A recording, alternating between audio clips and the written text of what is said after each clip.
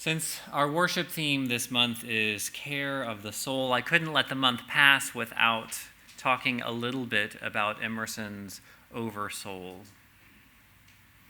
And I am impressed with Cheryl's willingness to dive into it. I didn't think she would. In this one essay, The Oversoul, Emerson talks about a tremendous amount of concepts of the soul. He talks about the basic existence of the soul and what it is, and how the human soul relates to God. And what I want to focus on today is the relationship of one soul with another. For Emerson, the existence of the soul was self-evident. He thought the soul is that part of human beings that longs for deeper connection. It's the universal religious impulse, we might say, the piece of us that responds with awe and wonder, the thing that draws us out of our individual self-interest into broader relationships with the world as a whole. Based on his understanding of the soul, the great task of our lives is to move beyond focusing on our personal ego. The great spiritual task is to get over the things that we typically think of as identity, our bodies, our achievement, even our intellect or our action towards others. Because all of those trappings of personal identity can impair us from seeing and celebrating that important piece of us, the soul. Our challenge is to keep our personal ego and pride in check long enough to connect with our inner selves and with others. Last week, I spoke about the challenge of seeing the inherent worth and dignity of every person, and man, it is hard to find sometimes. People hide their souls very well. Sometimes our own vision is also too cloudy and prejudgmental to see that soul in another person. Emerson said, and I have to agree, that it's the soul in us that's able and sometimes willing to recognize the soul in others. There's a sort of mutually reinforcing power when people join together, when they're brave enough to be real with one another. Our souls gravitate toward one another and bring one another out of hiding, if we allow it. In this way, it matters how we spend our time together. Being in community can draw out the truest aspects of ourselves. And being in community gives us a chance to practice seeing other souls of other people. Community is a bit of a buzzword in liberal religion, I know. We talk about community as this sort of abstract, general thing. But it's mostly a name for a whole bunch of individual relationships that begin to reinforce each other, like weaving a web.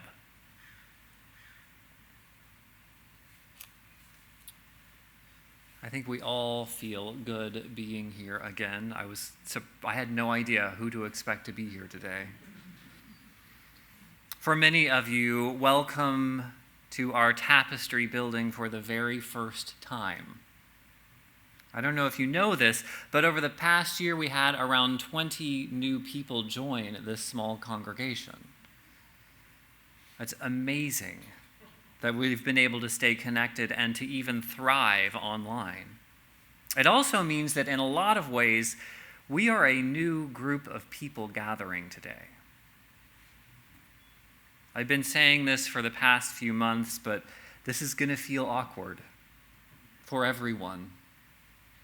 For people who have been a part of this congregation for years, coming back with masks, with different ways of doing music, a whole new check-in process, no coffee after the service, things feel pretty weird.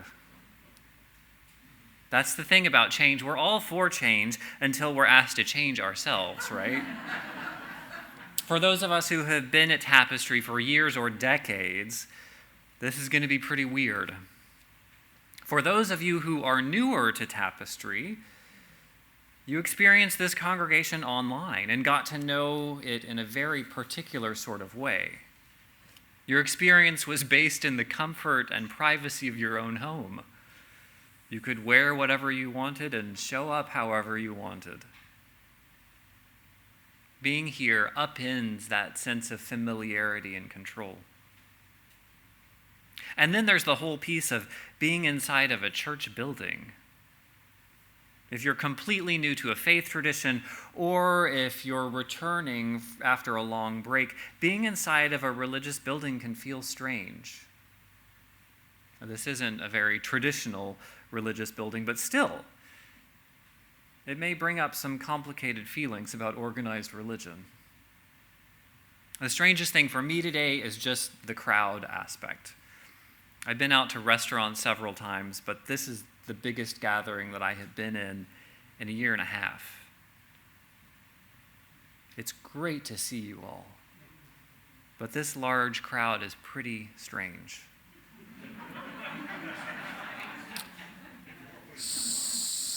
Well, yes, in more ways than one, I heard. So thank you for doing something a little uncomfortable for the sake of being together and building relationships to strengthen this community. The thing about good worship is that it's something that we all participate in together. This isn't a spectator sport. Worship here at Tapestry isn't a performance, something that you hear delivered from a stage where you can walk in and sit with a room full of strangers, listen, and then go home. Sure, some Sundays you might be in a rush and not feeling great, and you want to get on your way. But Tapestry is as much about being here with other people as it is to listening to some great music and some good ideas. One of the silver linings about being on Zoom the past year and a half has been the breakout sessions after the service. Not everyone stuck around for them, I know. Still, many people were grateful for the opportunity to meet others. In fact, I heard several times from people who have been around Tapestry for years that they met more people in those Zoom rooms than they met here in person after the services. I'm taking that to heart, and we're exploring some different options to create small group opportunities to get to know each other. But one of the best plans is for you to get a little bit uncomfortable and have some conversations that you may not have normally had. Getting to know people always takes risks. So I want to share with you the story of a time when I took a risk getting to know someone, and it paid off more than I ever could have imagined. After college, some of you know I had the great opportunity to work with the Peace Corps in West Africa for about a year. A couple of years after that, a good friend of mine was going to do some research in Senegal. That was very close to where I had lived for the year, so I decided to travel with my friend and be of any help that I could. I arrived in Senegal several days before my friend got there. It was summertime, I was in graduate school. It was the perfect opportunity for some adventure. A few days after I arrived, I was getting tired of the tourist scene and my hotel. Outside my hotel, a guy probably around my age was hanging out there pretty regularly, selling clothes that he carried with him. It was a common way that small-scale vendors sold their stuff. Eventually, I asked him where I could go locally to get a beer. Remember, I was a student, and I wasn't about to pay for hotel bar prices. And because Senegal is a largely Muslim country, the bars are very hidden.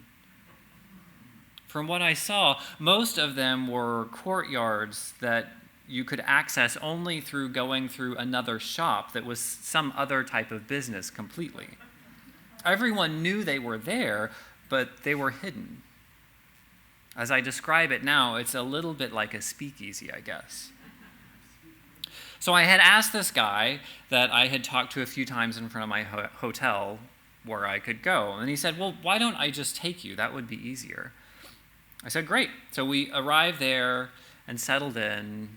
Sheikh, that was his name. He began asking me the very typical questions in West Africa to get to know you. How many children do you have? None. Do you have a wife? No. Why? Why aren't you married? I had had this same conversation countless times and successfully fended off curious minds, but he kept digging. The questions became more and more suggestive. They weren't aggressive, neither were they overly friendly. Eventually, he flat out asked, "Are you gay?" I was the only American in the bar that was essentially a speakeasy in a Muslim country. And I had a sense that this was a friendly conversation, but neither of us had laid our cards on the table yet. There was just too much at risk. So eventually, I hemmed and hawed, and he kept asking, so I finally said, yes, I'm gay. The decision to come out to him unfolded into one of the most amazing cultural exchanges and short friendships I have ever experienced. After I came out to him, he confided in me that he also was gay. We talked a lot about what it was like for him in Senegal. He shared with me his decision to not get married and have children just for the sake of show, as a lot of people he knew did. I shared with him some of what my expectation was in the United States, and I quickly found out that the freedoms that I enjoyed seemed unimaginable to him. A few days, several conversations, and many beers later, my friend arrived from the United States, and Sheikh took us to his home where he lived with his extended family in the suburbs. It was an area of town and a vision of local life that we never would have had otherwise. I will never forget sitting on the floor, sharing a giant platter of food, and watching Bob Marley videos as goats occasionally made their noises on the other side of the wall.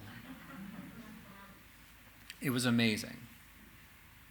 As a young traveler, I probably took more risks than I would today, and I am so, so glad that I did.